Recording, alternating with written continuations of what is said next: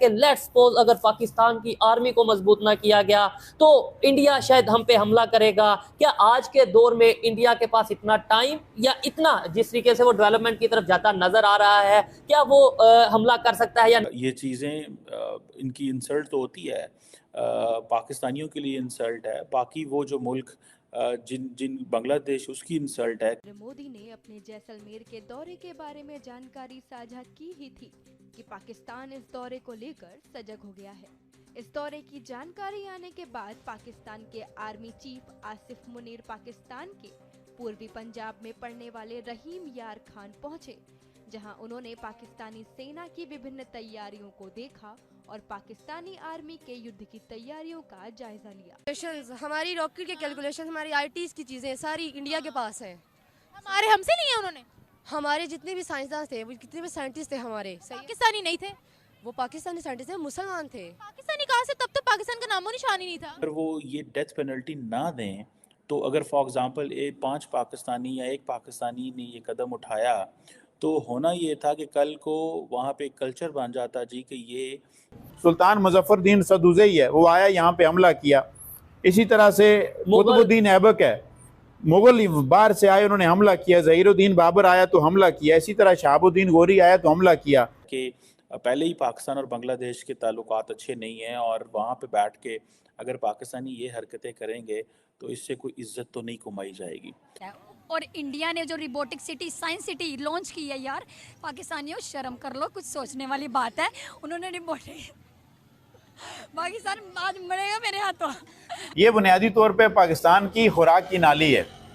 कश्मीर इनका इंटरनेशनल धंधा है, इसके ज़रिए से कमाया जा रहा है और इसके ज़रिए से खाया जा रहा है। आए रोज़ मीडिया में ये खबर आती है जी आज 16 बंदों का गैंग पकड़ा गया है, 24 बैगर्स पकड़े गए हैं जो जी कभी लाहौर से ट्रैवल कर रहे हैं, मुल्तान से ट्रैवल कर रहे हैं। पाकिस्तान ने कितने रॉकेट्स और सैटेलाइट्स लॉन्च किए, कुछ पता है आप लोगों को? कुछ तो पता ये टीचर्स ने हमें बताया होगा, जब पता होगा ना, टीचर्स को खुद नहीं है पता होता तो। अहमद शाह अब्दाली ने क्या किया, यहाँ से अनाज और लड़कियाँ उठा के लेके जाते थे, फसल पक के तैयार होती थी तो लोग अब्दाली साहब आ जाते थे और वो इन चीज़ों को लूट के ले जाते।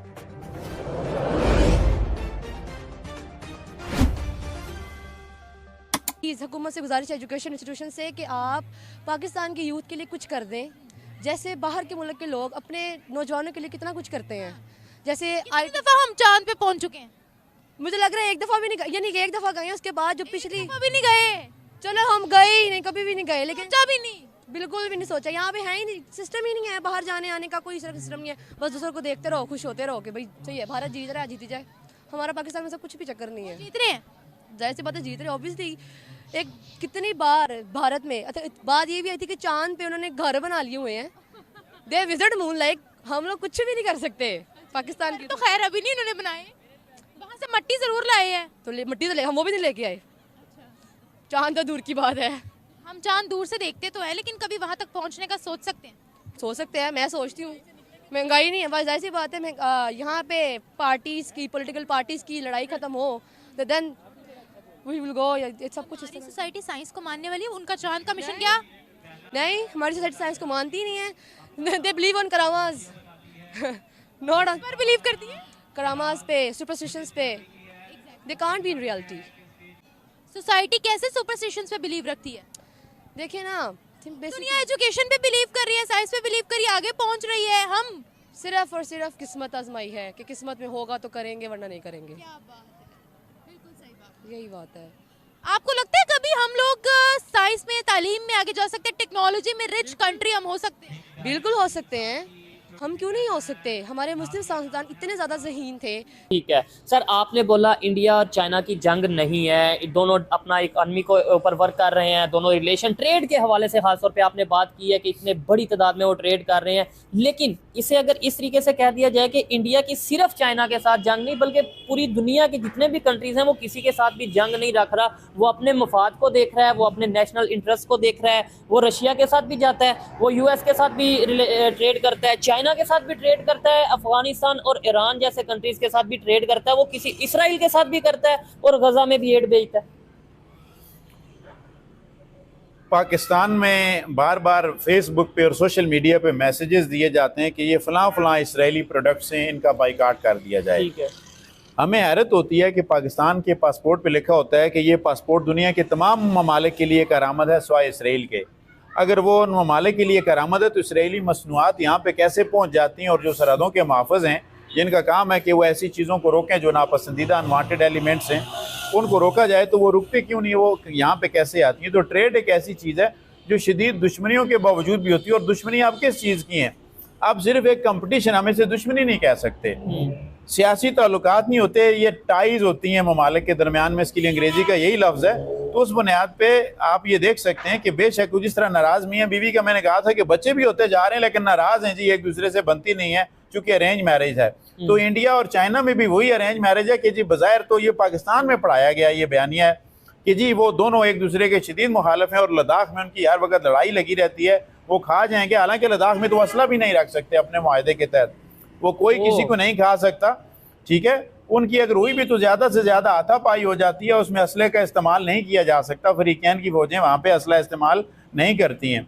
और अगली चीज़ फिर हुई है कि उनकी अगर शदीद लड़ाई है तो इतने बड़े पैमाने पे कारोबार किसके साथ हो रहा है, वो जो उनका बिजनेस का वो जो उनके मास है वो बहुत ज़्यादा है। ठीक है। अगर वो ये डेथ पेनल्टी ना दें तो अगर फॉर एग्जांपल 5 पाकिस्तानी या एक पाकिस्तानी ने ये कदम उठाया तो होना ये था कि कल को वहाँ पे एक कल्चर बन जाता जी कि ये जो लोअर क्लास है, ये जो लेबर क्लास है, दूसरे मुल्क के बंदे को मारना वो इनके लिए कोई मसला नहीं है। और ये चीज़ें इनकी इंसल्ट तो होती है, पाकिस्तानियों के लिए इंसल्ट है, बाकी वो जो मुल्क जिन जिन बांग्लादेश उसकी इंसल्ट है कि पहले ही पाकिस्तान और बांग्लादेश के ताल्लुकात अच्छे नहीं हैं और वहाँ पे बैठ के अगर पाकिस्तानी ये हरकतें करेंगे तो इससे कोई इज्जत तो नहीं कमाई जाएगी। मुझे ऐसा लगता है कि जैसे ये हमारे हुकूमत जो है, क्योंकि सऊदीज़ का काम ये होता है कि वो वीज़ाज़ दे देते हैं बिकॉज़ उन्होंने उम्रा करने जाना है। आए रोज़ मीडिया में ये खबर आती है जी आज 16 बंदों का गैंग पकड़ा गया है, 24 बैगर्स पकड़े गए हैं जो जी कभी लाहौर से ट्रैवल कर रहे हैं, मुल्तान से ट्रैवल कर रहे हैं। और वहाँ पे जितने भी ज़ियारात हैं वहाँ पे अगर जाएं तो वहाँ पे वो आपको मिलेंगे, वो लोग मिलेंगे जो पाकिस्तानी हैं, जो उन्होंने वहाँ पे वो ड्रेस पहने होंगे, अरबी ड्रेस पहने होंगे या दूसरे ड्रेस पहने होंगे, पाकिस्तानी ड्रेस पहने होंगे और कहेंगे जी कि हमारे पैसे गुम गए हैं या हमारा पासपोर्ट गुम गया, हमारे साथ ज़्यादती हो गई है, दिस एंड दैट।